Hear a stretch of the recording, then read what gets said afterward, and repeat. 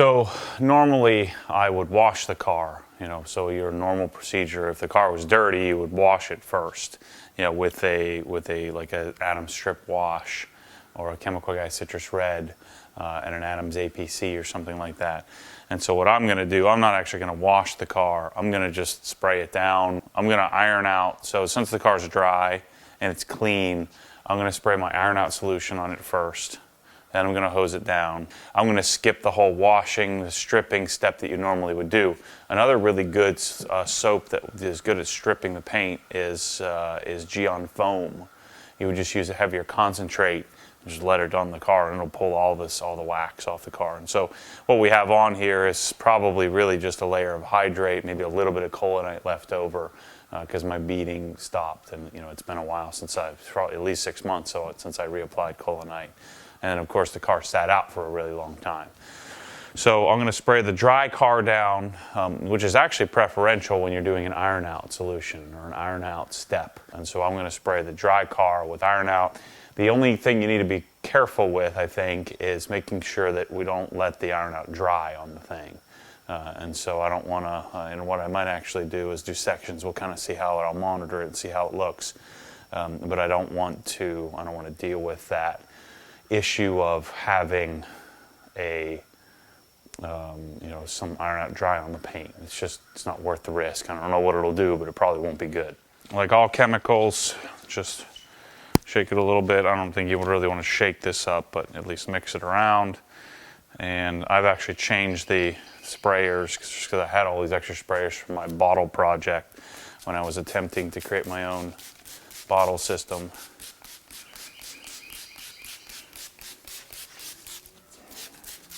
I'm not going to do the wheels with this.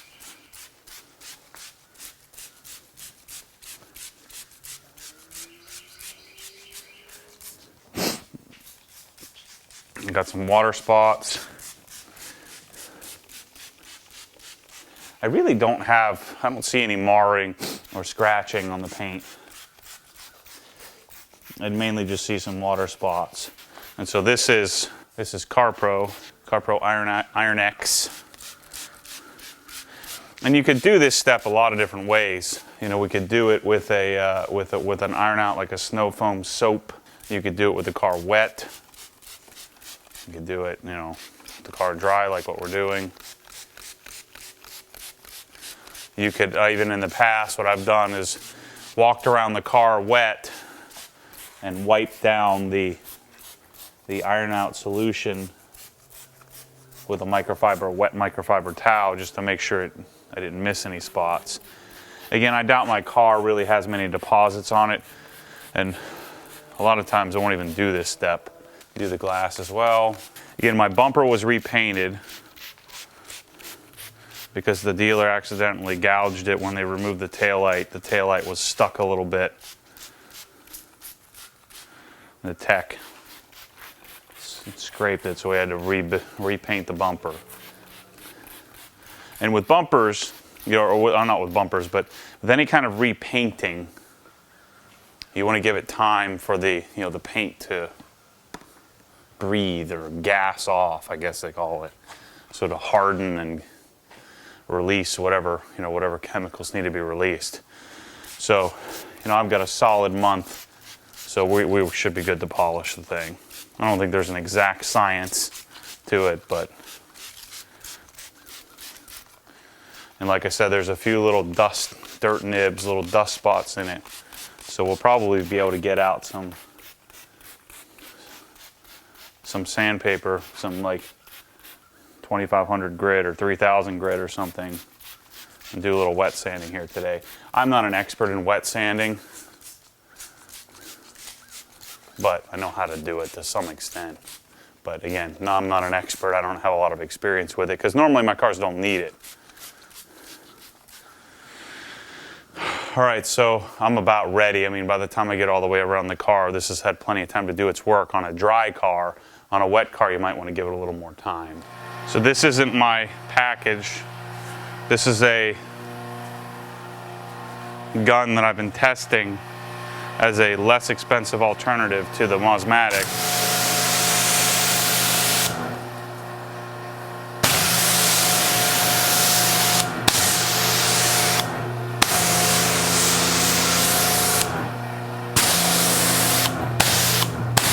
I'm just gonna rinse it a little, let it run off.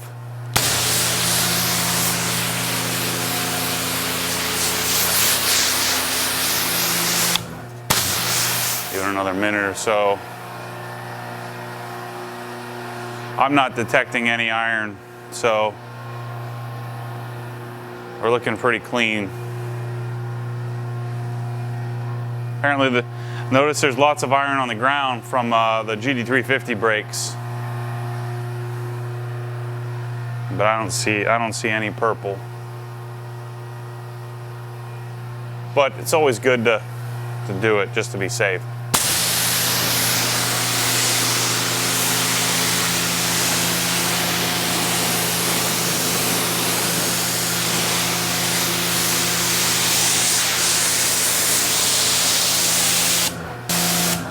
So here's an example of some of the some of the testing that I've done over the years, and I'm selling these different products, and people, I don't think too many people, but there's a few people that have questioned, why would I, what's the big deal? Why do you need something so expensive? Well, notice this is this is an MTM version. First of all, the threads aren't correct. They aren't the correct pattern, so I really had to torque this down. I probably ruined the threads in here because I was getting some leaking. But notice this trigger. It's hard to explain here, but it's not a smooth on. It's a snap on. Whereas you want a smoother pull trigger. The SG28 has a smooth pull trigger. This doesn't, and so it's like a snap in place, which just isn't as, it's just not as ergonomic. The swivel on this is good, but it's not Mosmatic standards. It's not, doesn't have the same operation, doesn't feel quite the same. But and so this, I don't want to say this gun is probably, this is the SGS35, so the swiveling 35 from MTM, whereas my package includes the Mosmatic gun. Again, the Mosmatic is a smoother trigger. It's just a little bit higher quality, but the swivel is world class in the one that I offer. And so just these little things of testing. I mean, this thing's what, $60 or $70. I had to bring this over from Italy because they don't have it here. It's not the right size threading. It doesn't operate like you'd like. So I mean, all this testing, this trial and error and stuff is where I think why you would consider buying anything from me. And it's not meant to be a sales pitch. It's just an explanation of why this, why I do what I do. So I actually use deionized water. So now I'm going to leave the car wet. I'm going to go mix up. I'll take you guys with me. We'll go mix up some Nanoskin Glide, and we'll start to get the car ready. What do you think? Should we clay it or should we nanoskin it? Let's nanoskin it. I think I've clayed. I clayed the GT350. So let's nanoskin it just so we can show the difference between the two. All right. So this is my oldest Rupus machine. This is the LHR 21 ES. This is not a Mark II. This is the original LHR 21. This is the one I bought first. But I'm going to switch out the backing plate to a 6-inch. If I can get it broken loose.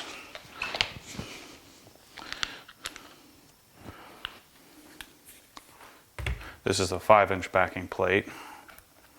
I don't know, unwasher modded. I need to get some darn washers. Should have one in here.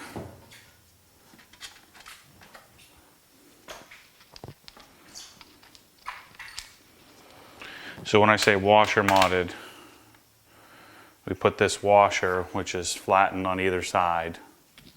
So it's flat on either side. And then notice this thing is flat. And so we take it and we put it inside like that. And so then what that does is it creates space between the backing plate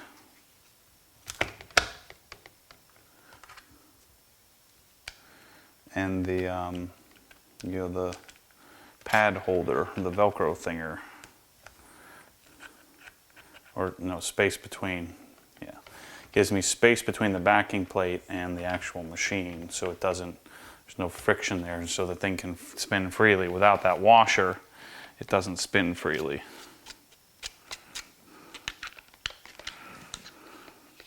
So now there's a gap between the two. Let me make sure that went in there correctly.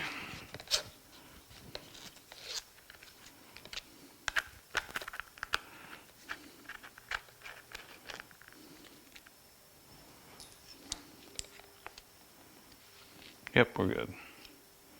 I dropped it in there a little oddly, and I just want to make sure. And so you guys can see what I'm doing here.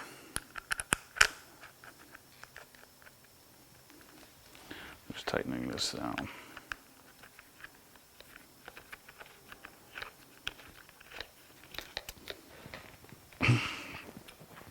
And if you're new to detailing or new to this channel, I've said this many times,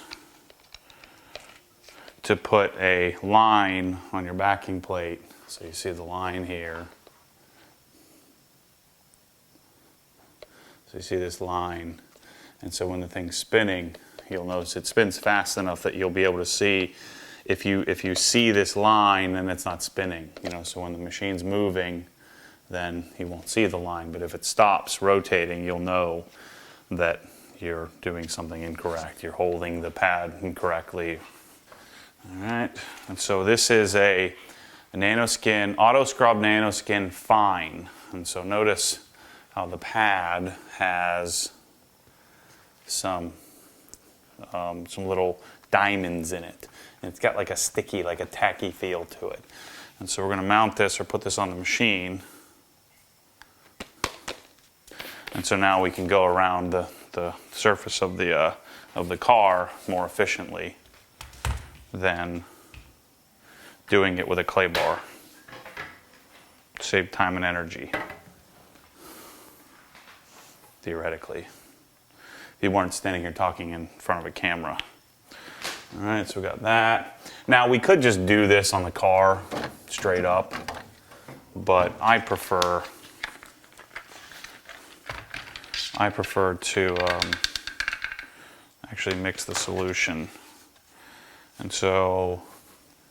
and have, you know, an extra lubrication.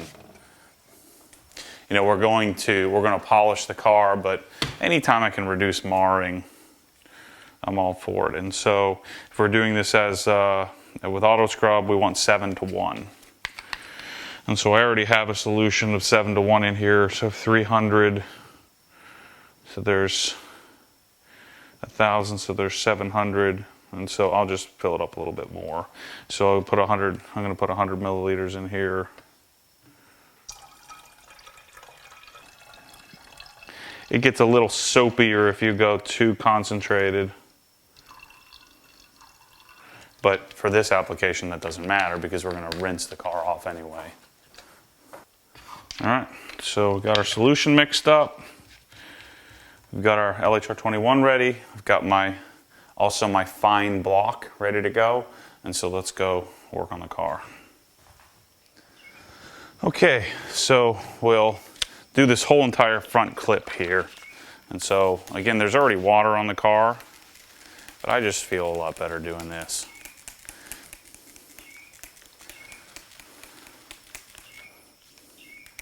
Yeah, that kind of brings up a decent point about, you know, perfection. And I've noticed this a lot in the Facebook group about these comments about, you know, there's detailing in a vacuum, there's detailing on Facebook, and there's detailing in the real world. And, you know, the interesting thing is, even us weekend guys, you know, us guys that really just do this as hobbyists, that enjoy this, versus, you know, guys that are doing more production-based details, you know, and actually, you know, making a living at this. There's a big difference between function and, I guess, form, I guess you could say, that you see in, you know, detailing forums and questions, and, you know, questions about wash pads and washing and things like that. You know, I'm obsessed with function, and so I want this to be functional. I want it to work. I want to create a system that just makes sense. and I hate to beat a dead horse, but you know, if something's working for you, like if your paint isn't scratched, then what you're doing works. And so, you know, there's endless debate about which wash pad to use and what's the perfect process, and, you know, 2 versus 1 versus 3 versus 16 buckets. I think the key is understanding that paint this is not some like super delicate thing that if you breathe on it wrong is going to ruin it. You know, it's designed to be pretty durable. So I'm going to run this on speed 2. And just go around and let it do its thing.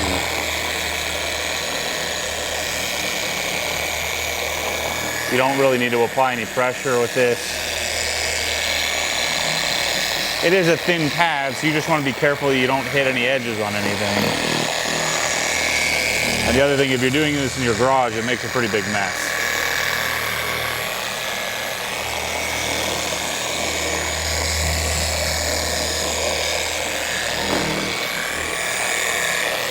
And so as we were talking, you know, I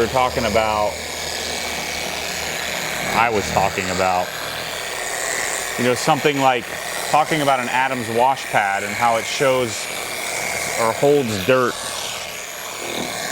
in the pad. Well, you know, I think a lot of that is the fact that it's a white pad, and so it's going to show dirt.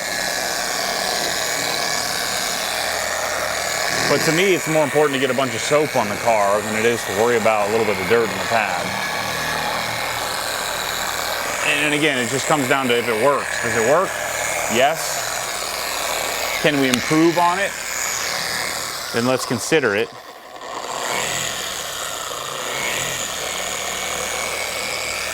But let's not get so hung up on, you know, again, detailing in a vacuum. Like there's a perfect way to do it. This isn't really an exact science.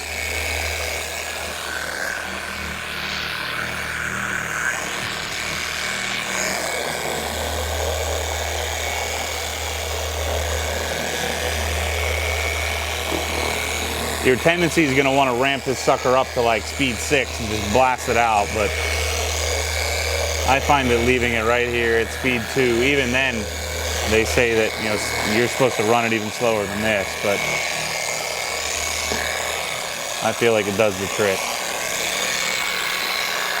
at speed 2.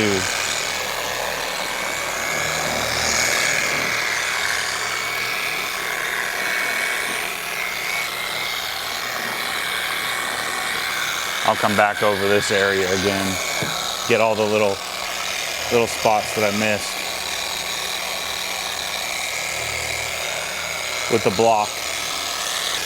If you buy one of these new, you should go over the glass, break it in. That's the recommendation from the manufacturer.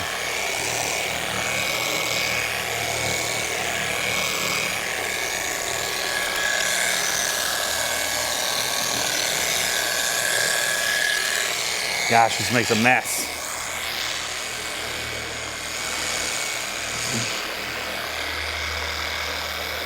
Again, we don't need pressure, so just let the machine do its thing.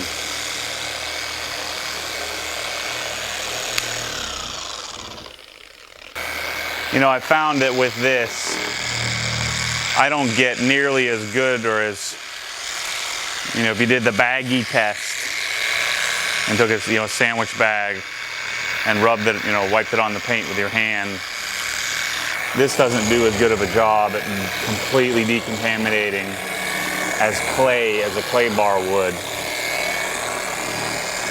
But the key to this step, this part of the decontamination step, is just to get all the junk off the paint.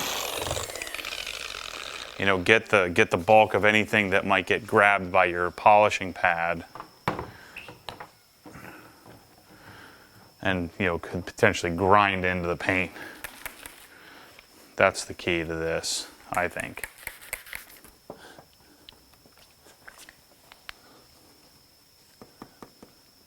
And like I said, I'll come back around here, get the spots that I couldn't reach with the machine.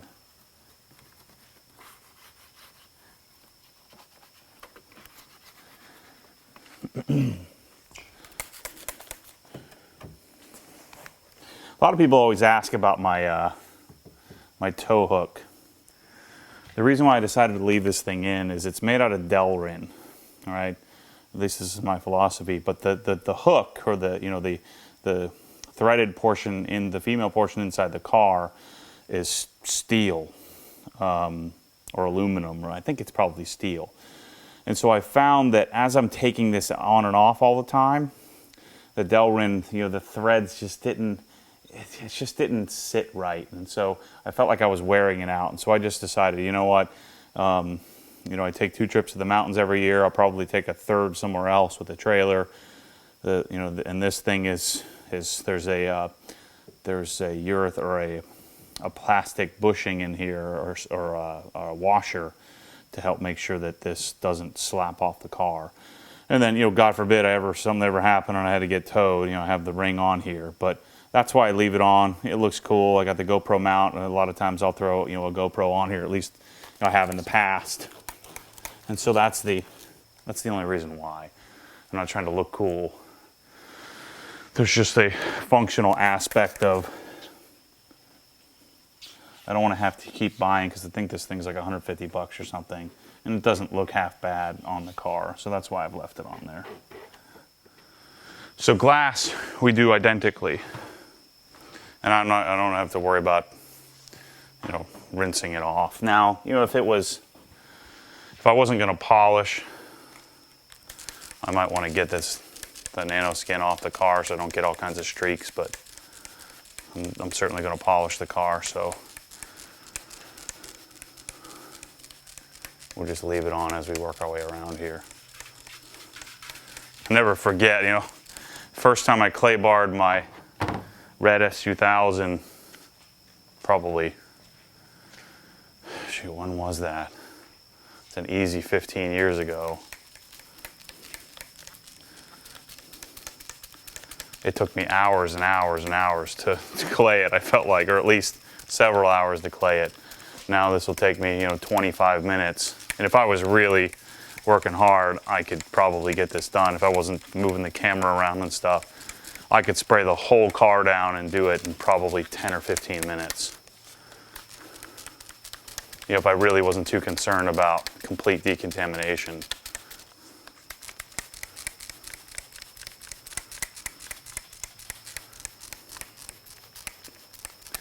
And so on the subject of, perfect detailing and all these fancy steps that we've started adding over the years with stripping the wax and iron out, getting iron off the paint. In the old days, you just grab a clay bar and just wipe the thing down.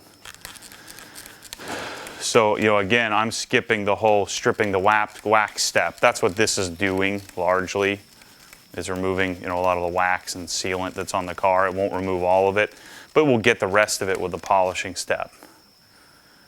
So polishing will get the rest of that out. So there's no need to get crazy over worrying about wax.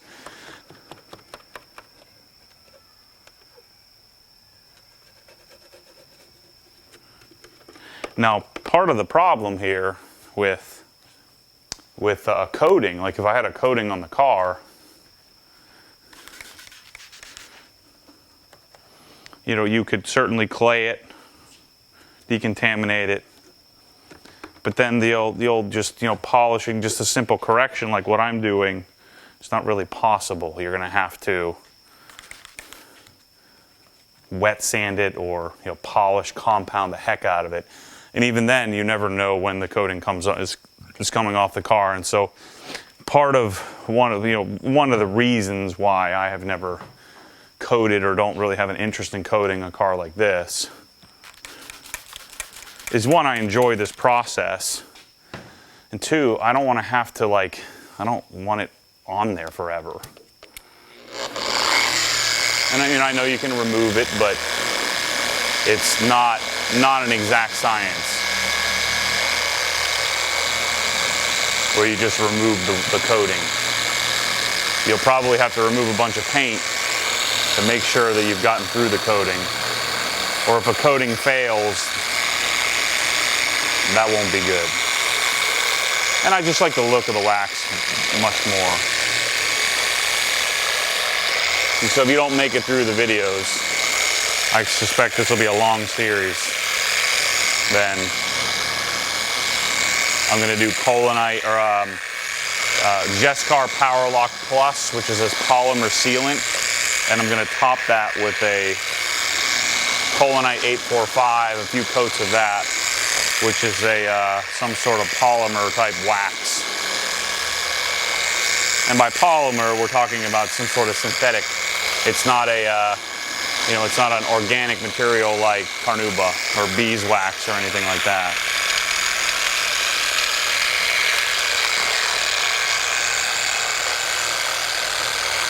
So this is a brand new windshield. There's nothing on it other than probably lots of contaminants.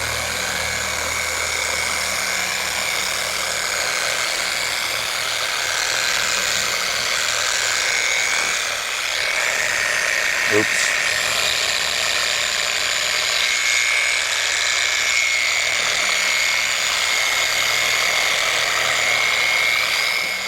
So you could also do this whole step, you know, in the garage and, you know, do it panel by panel and do it a lot cleaner, you know, where you don't have this giant mess everywhere. That's where the towels, like in my main microfiber package, that's where the big towels come in handy. You know, so you can,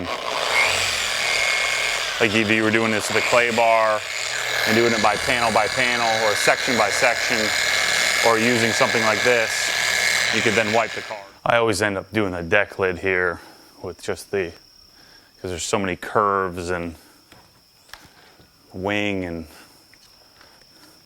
the intake here, so I always do this section by hand with the sponge.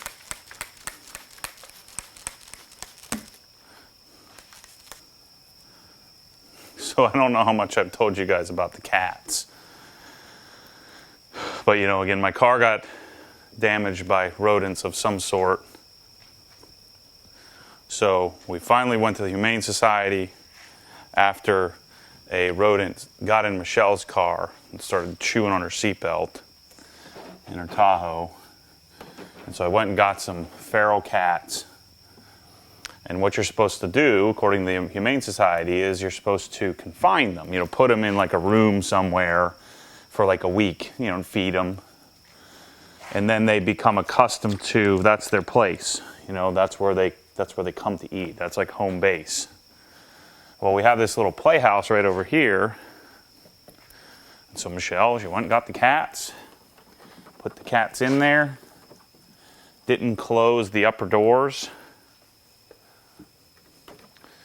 Within 30 seconds, the cats ran out and have never been seen since. So I never even got to see the freaking cats. You know what I think really worked out here? You know, I have traps and bait and all kinds of stuff, and I haven't seen anything, nothing, no issues. Is I got that barrier, the stuff that I sprayed the whole perimeter. I got some more coming. I'm going to do it maybe once a month or something like that, once every 2 months. I think the barrier has deterred things because nothing else has come in here since. Even bugs. I haven't seen any cockroaches or anything. So that stuff must really work. At least that's what I'm hoping. So a combination of all these crazy measures that I've done. The other thing that might help is in this showcase over here, there's a fan, and that fan is running 24/7. So I'm going to go around, hit the doors, the fenders. That's really all I have left to do here. And I'll come back to you when we're rinsing it, deionize and drying it. So with the auto scrub, you know, I just dropped it. I wish I had it on camera, but I dropped it and just went over and rinsed it off. I mean, it's real simple. So again, I'm going to rinse with deionized water and then dry the car, but I'm not going to put anything else on it. You know, I don't want to put hydrate or any other waxes or spray wax or anything like that. I just want to get the car dry so then I can tape it and get ready to polish.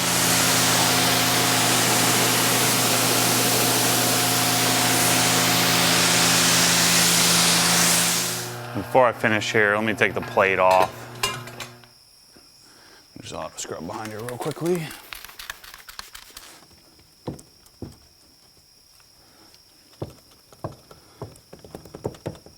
always find if I clean and wax this area, dirt tends to not sit under here as much. There's a whole lot of difference though using this setup over the Sunjo that I just did a video on.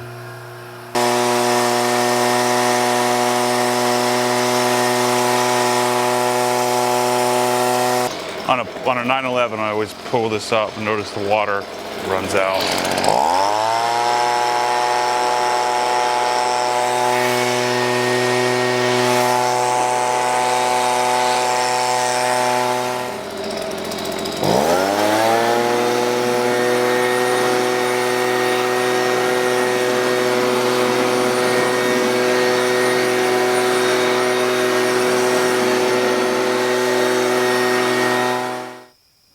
So I'm just going to go around now and very simply just dry the car, and I'm going to finish up for the night. And so this is pretty typical of what I'll do is when I do some sort of maintenance correction. Yeah, see, now we're contaminant free. The car had tons of contaminants on it from the sitting for 3 months outside. It's the only time this car's ever been outside other than under here in its life, you know, exposed.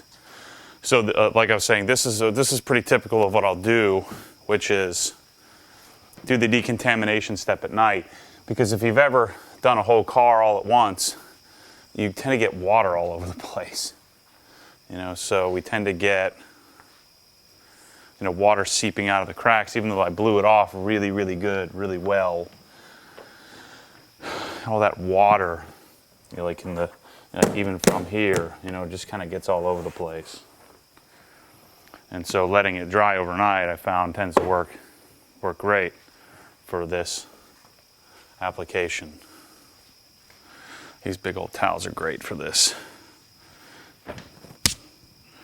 And these are my Cess Garage version of a rag company dry me a river. Great towels for doing this. So I don't use these as often anymore, so that's why, like in my microfiber package, I don't include as many of these. You probably want 8 or 10 of them just to have, but you know, we can do a whole car that's been blown off with this. But again, most of the time, some sticky stuff there. So most of the time, I'm going to be drying with the blue towel, the Creature Edgeless, and ammo hydrate. But right now I don't want to get anything extra on the paint if I can help it.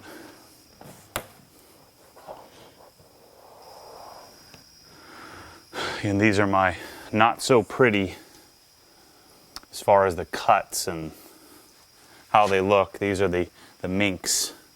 And so it's very well suited for this task of cleaning up the dirty spots in the car. I'm telling you, this is my favorite thing. You just get a little bit wet. Once it gets a little wet, it starts sucking up water like crazy. It feels so soft and fancy that you're like, you feel bad about using it on the dirtiest spots of the car, but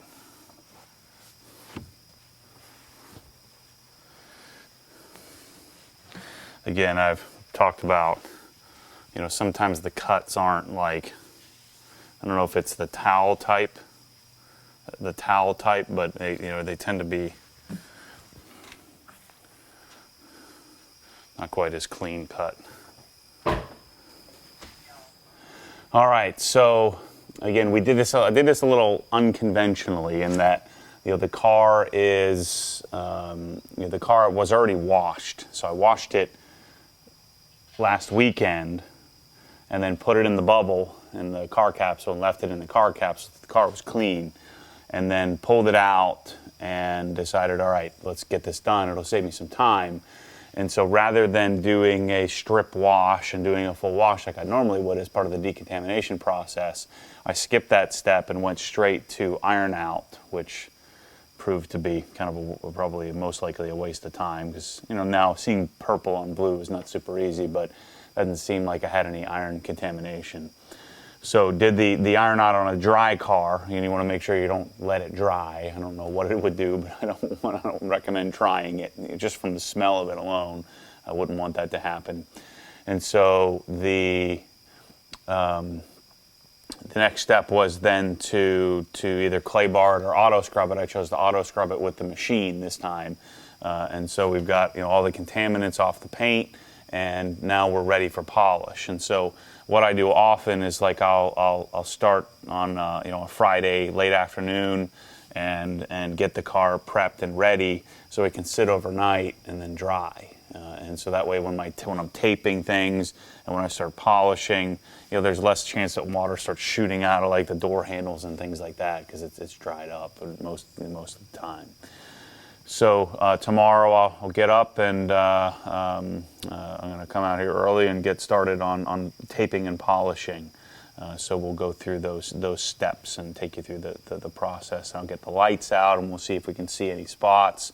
Again, I think there's a few spots that we might end up wet sanding, and so we're going to get this thing looking great. Another couple of other things that I've never really done before. I really need to do some restoration to the plastics. They're kind of whitening, so my woofs is worn out. So I'm going to use some solution finish on that. A couple other things. What else is I going to do? Certainly do some window treatments, some woofs on the windows. I need to do the rubber. I need to do the plastic trim on the uppers here. And then I'm going to have to work on the plastics underneath the front trunk because they're looking a little funky, a little faded. So some different things to work on. This video series, I think I'm going to skip the wheels and tires, and just they have some Hydro 2 on them. The rear tires really need to be treated, and so I may get some Wise Guy out. Maybe I'll save that for the next wash video, just to really strip the tires, because when I was cutting the nibs off, I got some black on my hands. So anyway, there'll be multiple parts or more parts to this series. Hopefully it sounds a little better, looks a little better than the last time I decontaminated or did a maintenance correction to the GT3.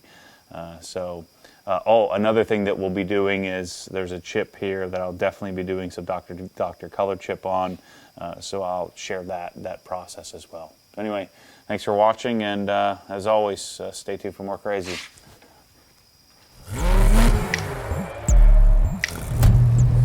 What happens when the force pulls you back, your foot naturally comes off the gas. You have to keep your foot to the floor.